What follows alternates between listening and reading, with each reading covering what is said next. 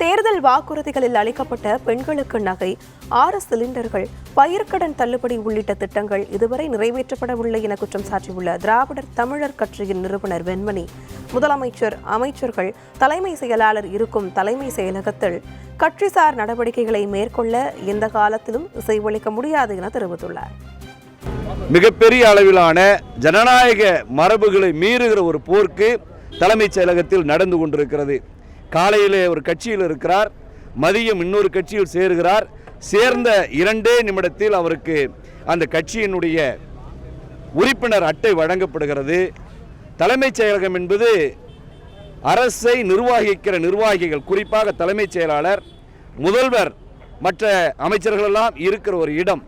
அங்கு கட்சியினுடைய நடவடிக்கைகள் என்பது எந்த காலத்திலும் அனுமதிக்கப்பட முடியாது, அனுமதிக்கவும் இதுவரை இல்லை. அந்த ஜனநாயக மரபுகளை எல்லாம் மீறுகிற அளவிற்கான ஒரு தவறான முன்னுதாரணத்தை விஜய் இன்றைக்கு நிகழ்த்தி கொண்டிருக்கிறார். அதே போன்று பல்வேறு விதமான திட்டங்களை எல்லாம் தேர்தல் நேரத்தில் அறிவித்தார். ஒவ்வொரு திருமணத்திற்கும் பெண்களுக்கு 1 பவுன் நகை கொடுப்பதாக அறிவித்தார். உங்களுக்கெல்லாம் நன்றாகவே தெரியும், தமிழ்நாட்டில் ஆண்டொன்றுக்கு 4.5 லட்சம் முதல் 5 லட்சம் வரை திருமணங்கள் நடக்கிறது. பதவியேற்று 15 நாட்களுக்கு மேலாக இருக்கிறது. ஏறக்குறைய 2 முகூர்த்த நாட்கள் போய்விட்டது. இந்த 2 முகூர்த்த நாளில் ஏறக்குறைய 2000 பேருக்கு மேலாக திருமணம் நடந்திருக்கிறது. அந்த திருமணத்திற்கெல்லாம் இதுவரைக்கும் கொடுக்கல.